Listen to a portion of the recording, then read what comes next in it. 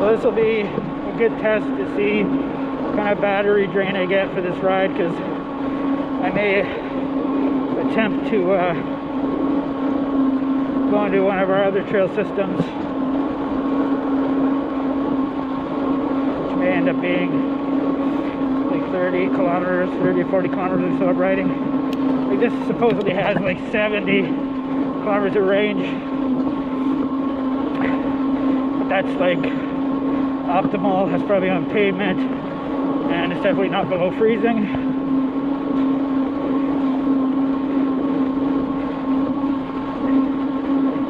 Man, I'm out of shape. This pedaling nonstop for an hour and a half is gonna make me tired. So e-bikes are allowing me to ease into getting fitter again.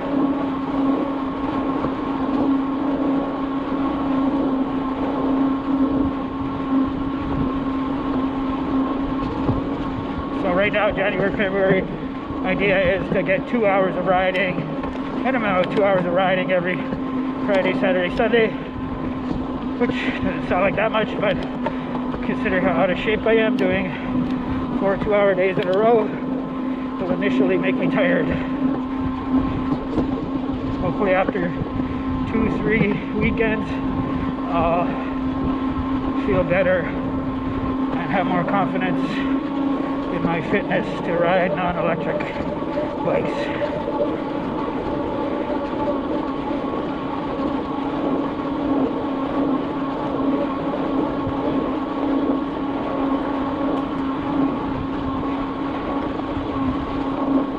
So we've gone 10 kilometers and we're still registering 100% battery.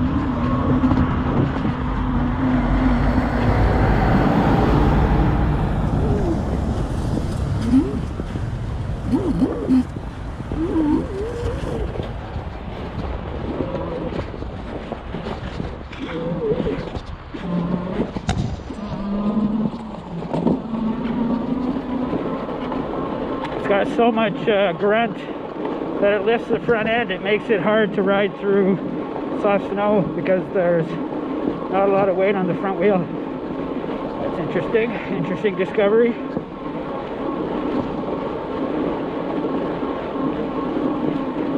But all that grunt I want in the summertime for crossing intersections and beating cars. Like car coming, want to get across the intersection. I have a 36 volt electric bike and a 48 volt electric bike, and neither of them have satisfying grunt for getting across intersections. Yeah, they'll cruise at a decent speed, they'll climb hills decently, but off the line they don't have enough grunt. This thing has got great off the line grunt. Oh yeah, I was going to show you guys this thing. Might as well do it now.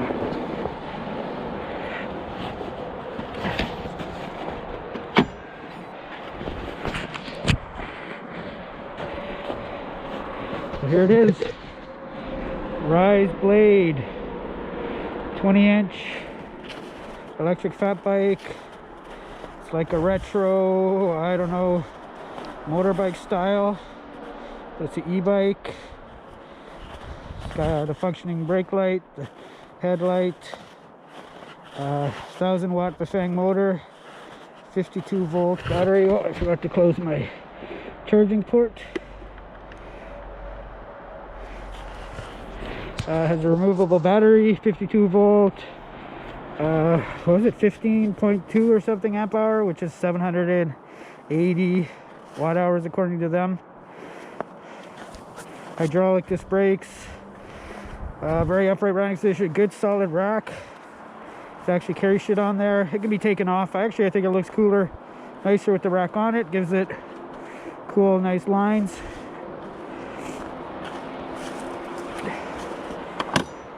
And yeah, so the banana seat means there's no height adjustment for the seat. So seat's a little low for pedaling. It's not absolutely horrific, but for anyone taller than me, it would start getting horrific.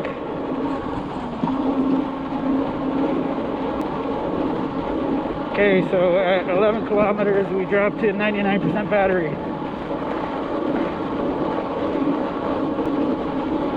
And we're on. Oh yeah, so it has adjustable pedal assist levels. It comes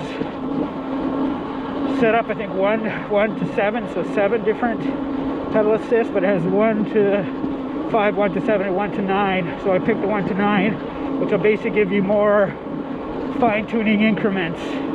So instead of like a 5 kilometer an hour jump between pedal assists, you'll get 2 or 3 kilometer an hour adjusts. So you can fine-tune your speed, and it's better. I guess you could use more battery or less battery that way, and being able to fine-tune smaller jumps in speed.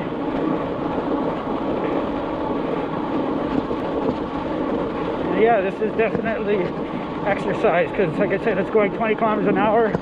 So right now I'm basically in a gear that's pushing against the motor. The motor doesn't want to go any faster, so I'm trying to overcome the internal gearing of the motor. So yeah, you still get exercise. In fact, you get a lot of exercise if you push even harder. There also is a second battery that you can buy for this. So basically there's 3 like water bottle bolts, and you bolt the battery holder to it, and then you bolt the battery to it, and then the cable that runs down to the bottom bracket area, and there's this plug-in for a second battery. So you get over 100k of range. Okay, so this is the loop we did before. This time we'll take it in a different direction.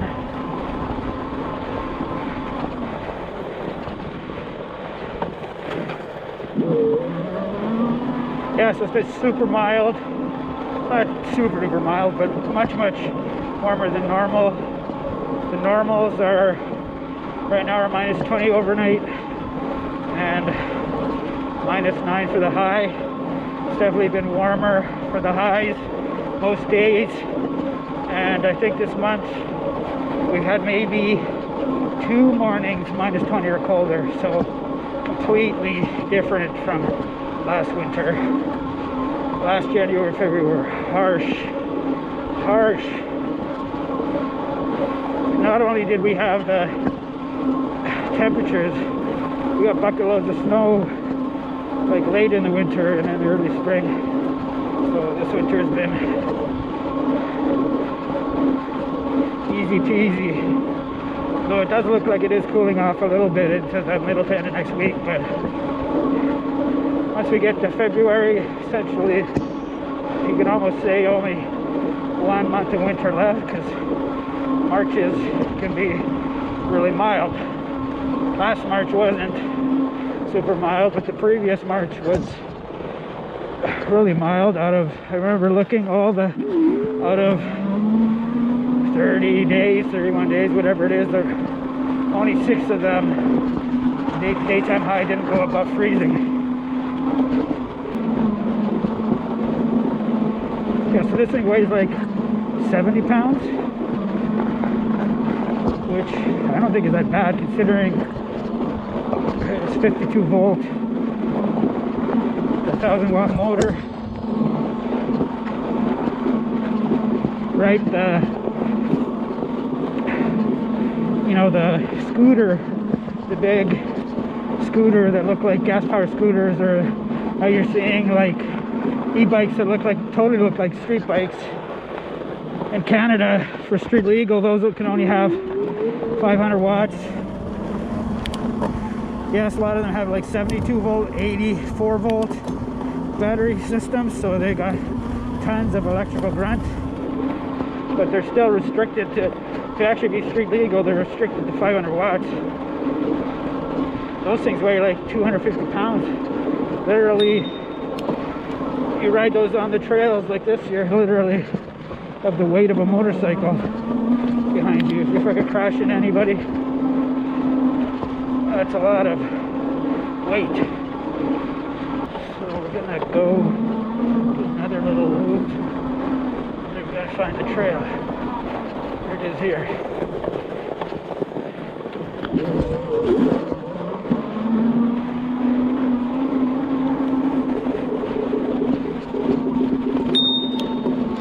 So a pretty good winter for a fat biker here. We got decent snow. I think we had more snow last year this time, but we have brutal temperatures. This winter, yes, we have less snow, but enough for a good winter fat biking, but way more mild.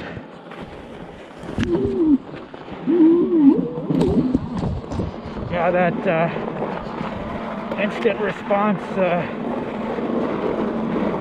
is a little bit too responsive. Well, I don't know if I'm going to change it.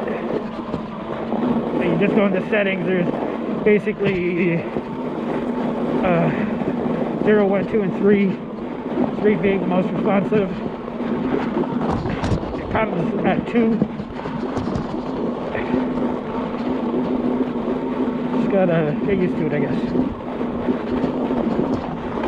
So interesting, we've lost a whole bunch of our battery. We're now at 85%.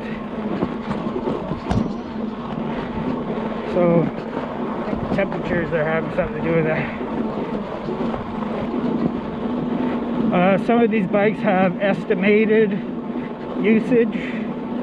The Event and Cinch that I have has, what it's showing you is like estimated battery life if you continue using it as you are.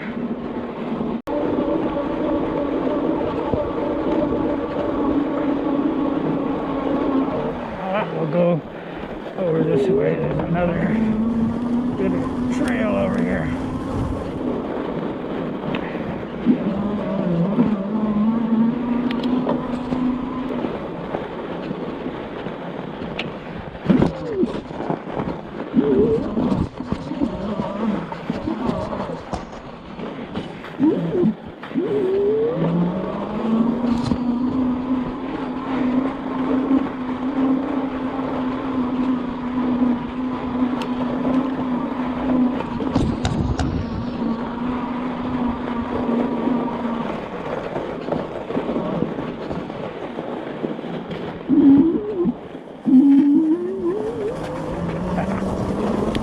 Nice snow coverage on the sidewalks on this side of town. There's some people's driveways.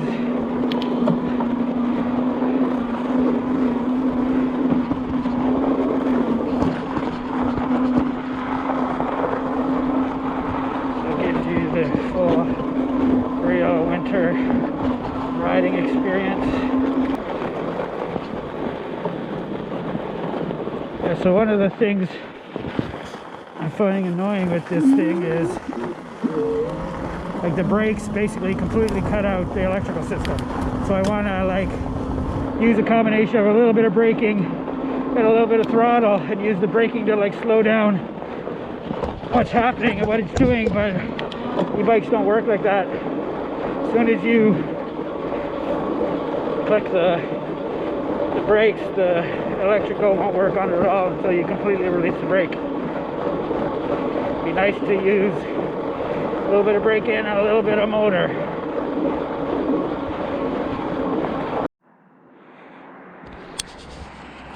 Alright, swapped out the battery.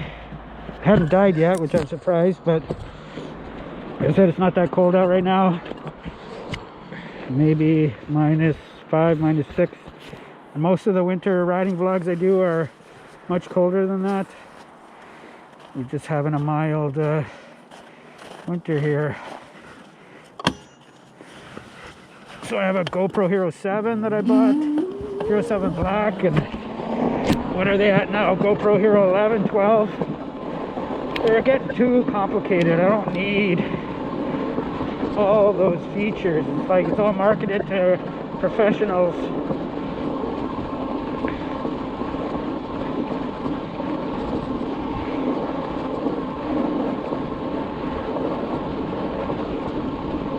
My favorite GoPro was the GoPro Hero 3 Black.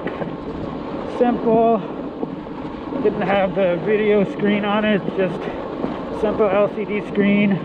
It was really small, it had good battery life. In the summertime, I could get like an hour, 45 minutes out of it. Worked good for doing those old day motorcycle vlogs. 5 batteries could get you through the whole day.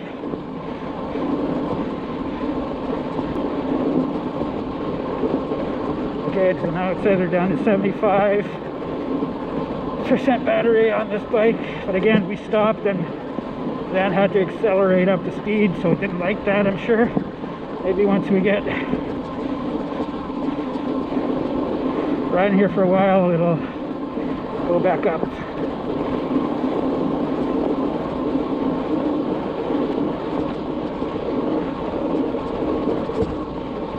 We're pedaling. I'm definitely pushing against the motor, so I am helping a little bit all the time.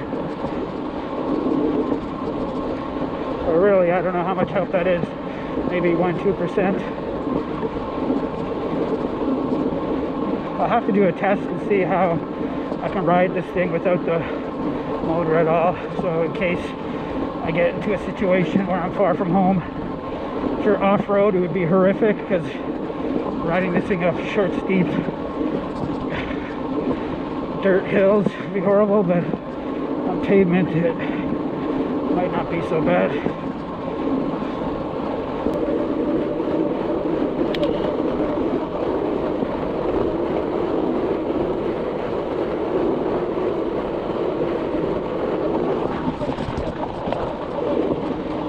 Okay, we just tripped over 20 kilometers. It says we have 64% battery left.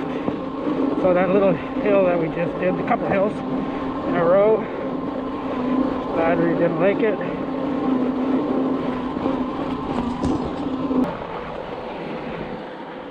Whew. All right, probably end the video here. So we've done 23.86 kilometers. Yeah, the battery percentage thing is definitely estimated, because just before I stopped it was saying 45%. Now it's climbing, it's at 55%. So it's using estimated usage. So this is my first, I guess, real ride on it. It'll be an hour and a half. So let's say use half the battery below freezing at what, minus 5 or 6 is feeling like. I like the reflective strips. It's going to be good for commuting. Got the rack. It's good, solid. I'll probably never use or actually really use it for anything, but I think it makes the bike look better, longer, leaner. Lots of fun. So I know I say this all the time, but I'll see if I can start trying to make more videos again. I was looking for part-time work because I was getting bored, and I'm like, you know what, I should just get back into making YouTube videos again, seeing if I can get all of my channels monetized again. Nice little challenge. So yeah, thanks for watching.